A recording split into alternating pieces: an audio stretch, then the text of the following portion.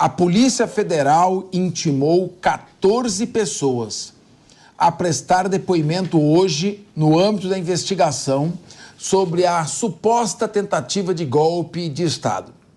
A lista inclui o ex-presidente Jair Bolsonaro, 4 ex-ministros de seu governo, que são Braga Neto, Augusto Heleno, Paulo Sérgio Nogueira e Anderson Torres, além do Valdemar da Costa Neto, popular boy, presidente do PL. Bolsonaro deverá ser questionado sobre o planejamento para a execução do suposto plano golpista, que incluiu a realização de uma reunião ministerial e ainda a elaboração de uma minuta que previa a decretação de estado de sítio. Sem acesso a todos os dados do processo, a defesa do ex-presidente pediu ao STF sua dispensa, pelo menos 3 vezes, mas todas as solicitações foram negadas pelo ministro Alexandre de Moraes. Por conta disso, Bolsonaro deverá ficar em silêncio no depoimento. Eu vou começar aqui com o advogado Felipe Monteiro. Felipe, em primeiro lugar, o silêncio é um direito constitucional assegurado a todo e qualquer acusado. O interrogatório é meio de defesa. Por meio do interrogatório, o acusado exerce a sua autodefesa. Ele tem direito de falar a sua versão e pode permanecer em silêncio. Bom, claro que o interesse do acusado, às vezes, é esclarecer os fatos. Mas quando você tem a estratégia de oitiva simultânea, quando não se dá acesso ao conhecimento do que tem no processo, claro que a defesa tem que agir de acordo com as regras. Eu queria perguntar para você, em primeiro lugar, o Bolsonaro, em tese, não teria sequer a obrigação de comparecer. Não pode sequer ser determinada a condução coercitiva se for aplicada a jurisprudência. Inclusive jurisprudência do STF. Quem tem o direito de permanecer em silêncio tem direito de não comparecer para o interrogatório. É um corolário, uma decorrência do direito ao silêncio. Então ele pode não ir e pode, ao ir, permanecer em silêncio. Claro que o não comparecimento pode ter repercussões de natureza política, mas ele tem, inclusive, esse direito. Como você avalia esta situação?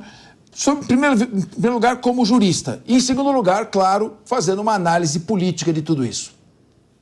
Primeiramente, Capês, boa tarde a todos, nossos telespectadores, a nossa mesa aqui com os meus colegas, Diego, Wilsinho, Almirante Farinazo, né? É um prazer estar com vocês mais uma vez aqui nesse programa. E essa é uma questão boa, Capês, uma pergunta boa, né, que faz a gente pensar o que a gente quer do Estado Democrático de Direito. Eu entendo, como advogado, como uma pessoa que formada em Direito, uma pessoa que estuda o direito, que o presidente Bolsonaro tem todo o direito de ficar em silêncio. Não é? Como você bem mesmo disse, esse é o corolário do Estado Democrático de Direito, a presunção de inocência. Ninguém pode fazer prova contra si mesmo. Então, a estratégia de defesa do Bolsonaro é uma estratégia legítima.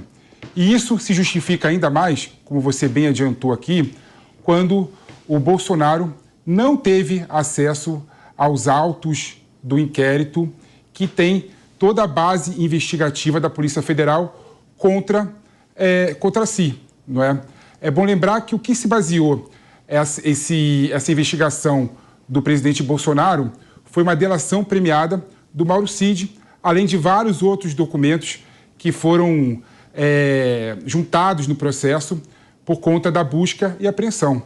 E como você bem mesmo falou aqui, quando uma pessoa vai fazer um depoimento, ela quer dar a sua versão dos fatos. Não tem a mínima possibilidade dela dar a versão dos fatos dela se ela não tem acesso e não tem o conhecimento do que está no processo. Então, por conta disso, também eu vejo como legítima e legal a atitude da defesa do Bolsonaro, com a qual eu me solidarizo hoje, né? É impossível você fazer uma defesa bem feita, é impossível você cumprir o princípio da ampla defesa e o contraditório, é impossível o advogado que está na Constituição Federal como sustentáculo do Estado Democrático de Direito, uma profissão decente, exercer o seu sacerdócio de defender uma pessoa sem ter acesso a todos os documentos que estão no inquérito, não é? Então, com isso, você vê que a estratégia jurídica do Bolsonaro é completamente acertada e completamente legítima. E tem um caso aqui, Capês, que realmente, quando você é permitido ficar em silêncio, você também é permitido não ir na sessão do depoimento, né? Tem jurisprudência do STF que fala até que, nesses casos, pode até ser considerado tortura. Deixar uma pessoa sentada, calada, que não quer falar porque não teve acesso aos documentos, nesse caso, ela ficar 1 hora, 2 horas, 3 horas, 4 horas, seria até considerado abuso de poder, né? Então, eu lamento que, infelizmente, as nossas instituições não souberam lidar com essa situação de uma maneira, no meu entendimento, mais racional e mais lógica. Muito bem. Diego Tavares, também advogado, aliás, competente advogado, assim como o Felipe Monteiro. Diego, a questão é a seguinte: após a Segunda Guerra Mundial, os criminosos nazistas de guerra, aqueles que mandaram judeus ao campo de concentração, incineraram crianças em câmaras de gás, nos campos de concentração da Polônia, da Dachau, Auschwitz e assim por diante, Treblinka, tiveram direito a um julgamento no qual eles foram interrogados e puderam se manifestar ou permanecer em silêncio. Nós estamos vivendo numa democracia. O Brasil é uma jovem democracia, tem uma Constituição Federal, tem instituições fortes, tem uma imprensa livre e tem um princípio que não pode ser derrogado, sob qualquer pretexto, que é o princípio do devido processo legal. Todos têm direito ao devido processo legal. E não é porque uma acusação ela pode ser mais grave do que a outra. O sujeito é acusado de estupro seguido de morte. O fato da acusação ser de um fato muito grave, como estupro seguido de morte, não dispensa a acusação de produzir as provas. Porque você pode estar fazendo uma acusação grave contra uma pessoa inocente. Perfeitamente. Sob esse aspecto, esse tipo de depoimento de surpresa, põe 14 investigados para falar ao mesmo tempo, não mostra o processo, esse tipo de estratégia, embora a investigação seja inquisitiva, não dá aos investigados o direito, em contrapartida, de exercer já o seu direito constitucional e permanecer em silêncio? Sem dúvida nenhuma, professor Capês. A tua contextualização histórica da possibilidade da pessoa que é acusada de um crime ficar em silêncio foi perfeita, incisiva e cabe justamente a esse caso do presidente Jair Bolsonaro. Boa tarde para o senhor, boa tarde aos meus colegas aqui da mesa, nossa audiência aqui da Jovem Pan. Professor Capês, como eu sempre digo aqui, eu não sou um advogado penalista, mas para minha sorte eu tenho bons amigos. Então eu quero agradecer hoje...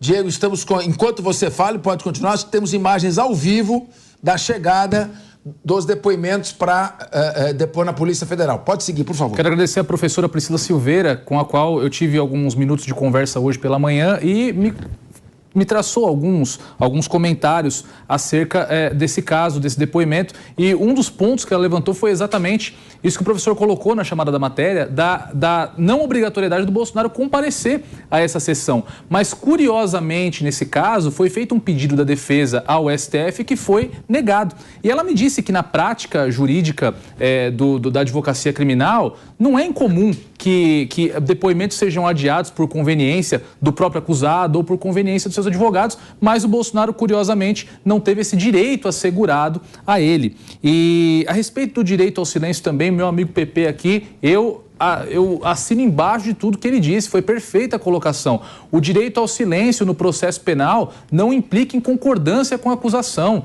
Não existe no direito penal, no processo penal, aquele papo de que quem cala consente. Ao contrário, no processo penal, o silêncio não pode ser utilizado contra o acusado. Mas é bom alertar a nossa audiência, professor Capês, porque já tem muito influenciador, já tem muito político eleito, principalmente no campo da esquerda, dizendo que o Bolsonaro está se autoincriminando ao ficar em silêncio no depoimento. Por isso eu quero lembrar a essas pessoas e também alertar a nossa audiência, porque em 2019 outro político optou por ficar em silêncio durante um depoimento na Polícia Federal. O atual presidente da República, Luiz Inácio Lula da Silva. Ele, por indicação, por orientação de seu advogado, hoje ministro do STF, Cristiano Zanin, ficou em silêncio durante o depoimento da Polícia Federal, que investigava repasses de propina da Odebrecht. Posteriormente, o processo foi anulado, Lula recuperou a sua inocência, mas ele se valeu do direito ao silêncio. Então, muitas pessoas que hoje estão criticando o silêncio do Bolsonaro já foram os maiores defensores do direito ao silêncio no passado recente. Wilson Pedroso, como você avalia, digamos assim, o que está acontecendo e a estratégia eventual da defesa de que o presidente, vendo que está sendo preparado um clima muito hostil, permanecer em silêncio?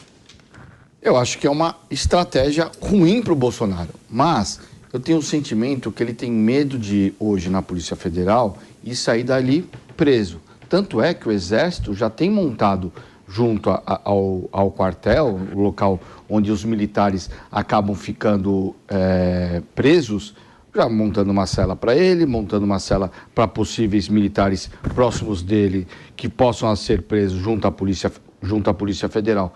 Mas é ruim para ele. Qual que é a ação de não ir na Polícia Federal? Uma é o medo de ser preso e outra é a questão de imagem. Porque, volto a dizer, porque para as pessoas que assistem e têm pouca informação, inclusive pouca informação jurídica, não falar e ir na Polícia Federal, uma dá a impressão de algo ruim e corrupção. E o Bolsonaro foi eleito justamente nessa questão anticorrupção. Batia muito no PT numa questão de anticorrupção. E a outra questão é não falar para a população, não é para o mundo político, para os jornalistas, para a população.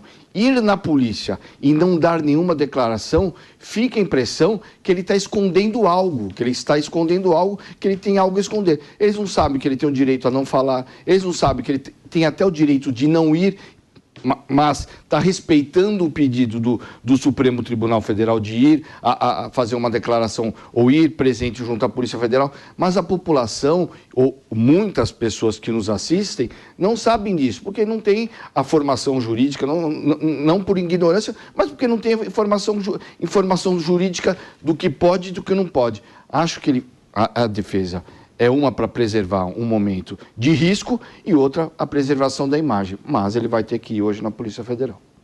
Mas acontece o seguinte, você ter ali o Braga Neto, o Heleno Augusto Heleno, melhor dizendo, são pessoas já com idade avançada, e aí você vai ter um interrogatório de 7, 8 horas, dos quais se pega um trecho.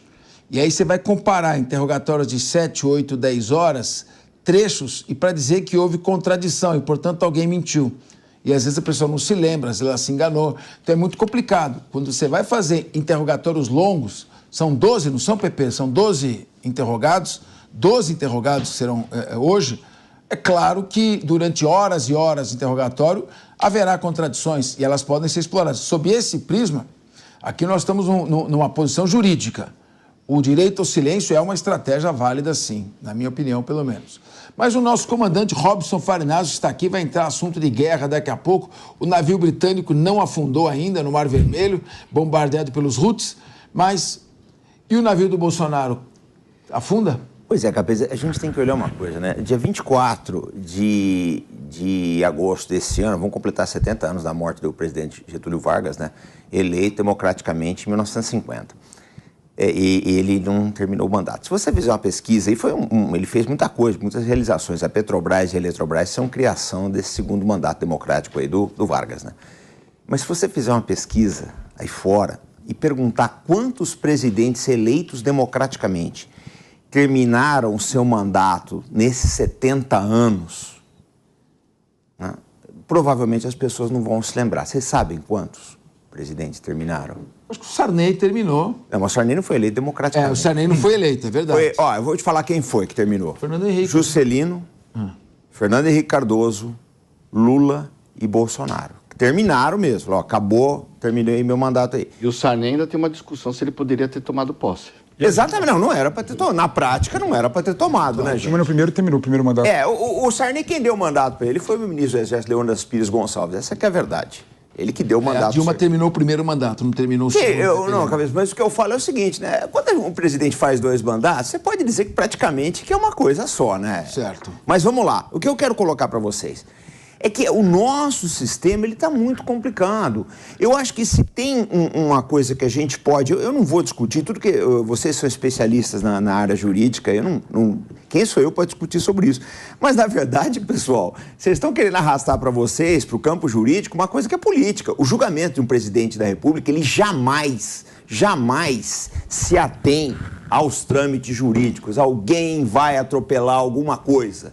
Porque se fosse mesmo, vamos pegar aí 2 casos nos Estados Unidos aí, né? O governo Nixon e o governo Reagan.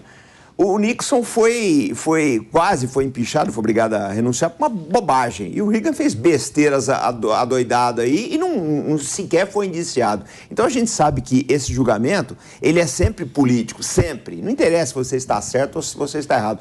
O presidente do Equador, ele precisou se exilar na Bélgica, né, o Rafael Correa, porque ele foi acusado de roubar $6 mil. Um presidente não rouba só $6 mil, né, gente? Então o que eu quero dizer? O que a gente precisa fazer daqui para frente? Isso eu acho que é uma falha do Bolsonaro e eu acho que o Lula talvez esteja falhando nisso. É cedo para dizer ainda. Precisa pacificar o país. Porque senão isso nunca vai parar. Senão vão ser mais 70 anos, né? Com só 4 presidentes terminando o mandato. O problema todo, gente, é que quando um presidente não termina o mandato, o país fica para trás.